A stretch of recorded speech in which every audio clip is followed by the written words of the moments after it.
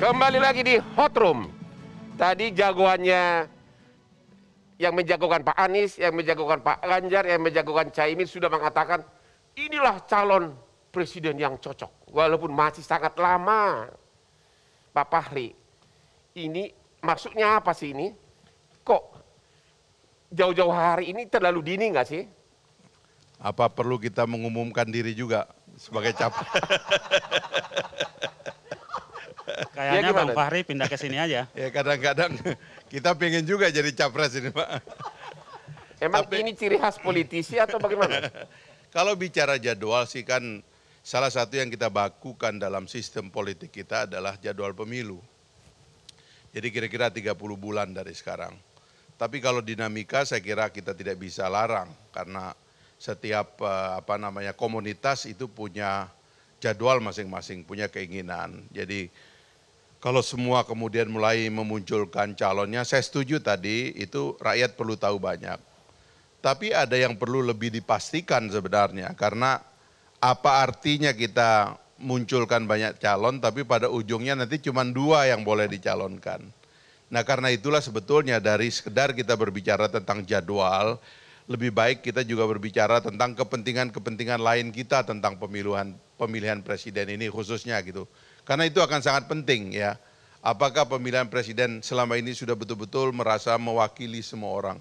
Kita belum pernah melihat capres dari Papua berdebat dengan capres dari Aceh. Kita belum pernah mendengar capres dari Sulawesi berdebat. Sulawesi sudah, dari Kalimantan berdebat dengan orang di Bali, orang di Sumbawa dan sebagainya.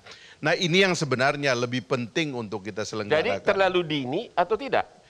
Kalau masyarakat sih saya kira nggak bisa dilarang karena memang itu jadwalnya kan jadwal rakyat. Tapi kalau jadwal negara saya kira baru kita berbicara tema yang penting begitu. Tapi sekali lagi menurut saya jadwal kita yang resmi sudah ada. Yang paling penting sekarang adalah mendiskusikan bagaimana pemilunya nanti betul-betul Jadi itu menurut Bapak masih wajar lah dari segi waktu. Ya. Kepada Pak Junarto.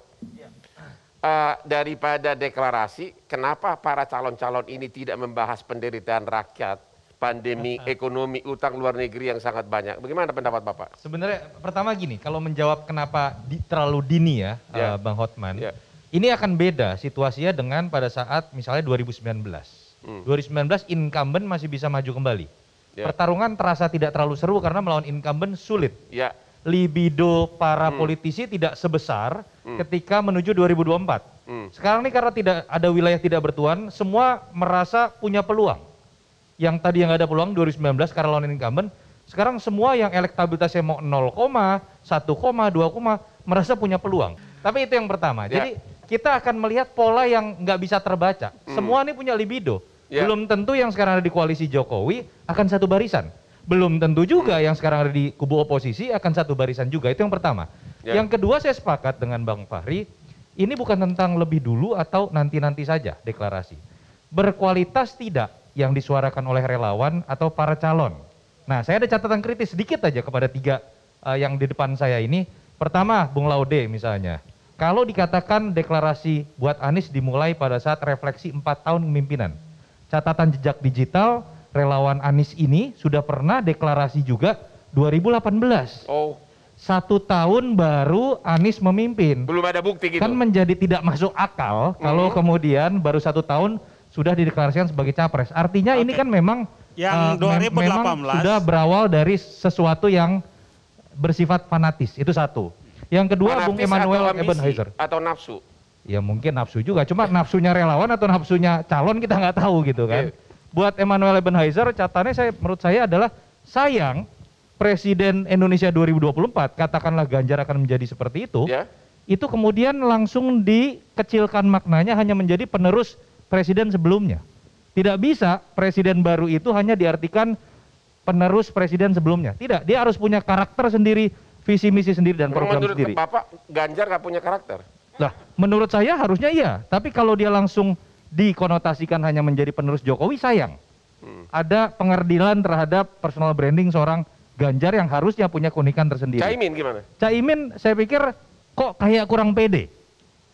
Namanya ganti-ganti loh Bung Hotman. Dulu ada Gus Ami, dulu ada Caimin. ada lagi yang memanggil Muhaimin. Kemarin dari salah satu kader PKB mengatakan bisa jadi wakilnya Prabowo. Kok nggak pede? Masih jauh-jauh hari. Padahal ini salah satu partai terbesar dan Caimin adalah ketua umum. Itu aja catatan dari Oke, sekarang Ibu Titi Anggraini, ya. Gimana ini ketidakjelasan ini semua, ya? Jadwal pemilunya belum jelas. Ini sudah semua pada berkoar-koar. Gimana pendapat Ibu? Kalau cek ombak kayaknya kok agak bener ya. Cek ombak ya? Kenapa cek ombak? Karena lagi-lagi nanti kita kan bicara soal menu nih. Ya. Tapi yang akan pilih menu itu nanti partai politik nih Bang. Ya. Jadi bagaimana menu yang ditawarkan ini menu yang dianggap enak gitu ya. Makanya harus cepet-cepet gitu supaya yang punya otoritas untuk mencalonkan tuh inget. Dari sisi waktu ini memang jadi catatan tersendiri. Sampai hari ini kita belum punya jadwal hari pemungutan suara definitif. Ya. Antara KPU sama pemerintah sama DPR belum ketemu suaranya. Meskipun yang punya otoritas memutuskan itu adalah KPU. Ya. Tapi kayaknya KPU-nya kok jadi ragu gitu ya. Jadi mungkin kita juga perlu diskusi nih. Beneran nggak sih pemilu 2024 gitu ya. Hal yang sederhana hari pemungutan suara aja nggak tuntas tuh Bang. Ya. Padahal titik mulanya itu hari pemungutan suara. Sebab di undang-undang kita tuh dibilang pendaftaran calon presiden dan wakil presiden paling lambat 8 bulan sebelum hari pemungutan suara. Kan semuanya masih bicara bulat nih 2024. Hari pemungutan suaranya belum ada, padahal itu yang akan menata kapan kita mengatur jadwal pemilu secara lebih komprehensif. Yang kedua, kenapa saya bilang cek ombak, ini kan berusaha semua membangun posisi tawar nih ke partai. Dari 9 partai di DPR, itu cuma 1 partai yang bisa mengusung sendiri calonnya, yaitu PDIP ya. dengan kursi 22%. Ya. Sisanya kalau mau ya harus bergabung, berkoalisi pencalonan. Jadi kan kalau pengalaman kita dari 2009, kita ini ada ambang batas pencalonan presiden. Jadi menurut Ibu ini terlalu dini, ambisi atau nafsu? Ya bisa dibilang, kalau saya ingin calon tuh banyak. Ya. Jadi saya seneng kalau mereka deklarasi. Oke. Tetapi dari sisi waktu, jangan cuma deklarasi, pastiin dong KPU-nya netepin jadwal gitu. Terima kasih. Pak Laude, katanya Anda sudah pernah deklarasi tahun 2018, baru setahun menjabat. Benar nggak sih? Sangat benar, itu ada di jejak digital dan itu bukan untuk pemilu 2024, itu untuk pemilu 2019. Dulu kan ada pemilu. Kami juga menawarkan dengan melihat track record Pak Anies sangat cocok untuk menjadi pemimpin dari tahun 2019. Jadi 2018 itu untuk capres 2019. Oh begitu. Ya kita melihat itu, namun perkembangan Ambisi kemudian Bapak kan kencang banget ya, 2018 sudah mau jadi capres ya. untuk 2019 itu 2019. 1 tahun kan Oh, gitu begitu. ya. Dan itu adalah bahwa kemudian yang berkembang di lapangan, Ya. para elit partai politik memutuskan bukan Pak Anies yang jadi calon presiden. Ya. Ya Bang Fahri sangat tahu itu. Ya tentu kita juga harus tahu diri kan gitu ya. Oke, Nggak terima mungkin kasih. kita maksa-maksa kan gitu ya. Pak Ebenezer. Sekarang momentumnya. Ya, Pak Ebenezer, katanya kader saudara itu tidak punya karakteristik gitu loh. Kok kata beliau tadi seolah-olah nebeng nama Jokowi, benar nggak sih? Enggak lah, enggak. Saya sekali sedikit menyangga pernyataan Toto ya. Karena saya lihat Mas Ganjar, ini kan persoalan branding toh. Jadi nggak mungkin juga kita mengkerdilkan Mas Ganjar. Itu. Tapi penting juga apa yang disampaikan Bung Fahri Hamzah tadi. Karena hari ini kan Jokowi sudah meletakkan batu soal Indonesia sentris. Harusnya kita bicara tentang gagasan ke depan ini. Makanya saya menawarkan Mas Ganjar itu karena ada sebuah gagasan yang saya yakini itu bisa dijaga komitmen politik Mas Ganjar soal kebinekaan. Pertama itu. Kedua kita lihat beliau mampu menjaga legacy yang sudah dijalankan oleh Presiden Jokowi hari ini. Ada orang mengatakan bahwa Ganjar itu mencontoh gaya Jokowi waktu menjadi wali kota ya. Apakah itu kan memang ini doang jadi gubernur dan wali kota di Solo? Ya nggak apa-apa kalau seandainya pun iya kenapa juga enggak. Itu Kalau tuduhan itu positif iyain, kalau negatif yang kita sanggah nggak susah kan nggak ribet. begitu. Jadi sekali lagi menurut pandangan kita Mas Ganjar layak untuk jadi pemimpin. Ini bukan soal kepresiden itu kan persoalan institusi negara. Tapi pemimpin itu yang kita butuhkan hari ini. Makanya kita senang. Hari ini ada 3.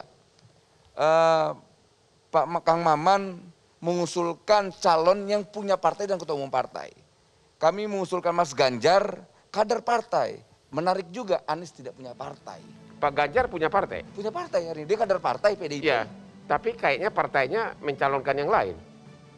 Gini, ini sebenarnya ada pengulangan sejarah. Ada pengulangan sejarah 2014 ketika Jokowi juga ditolak oleh elit partainya sendiri. Gitu. Kita lihat hari ini yang menolak ya itu lagi. Oke. Gitu. Kita istirahat dulu. Siap. Pemirsa, kami akan kembali setelah headline news berikut ini. Tetap di Hot Room.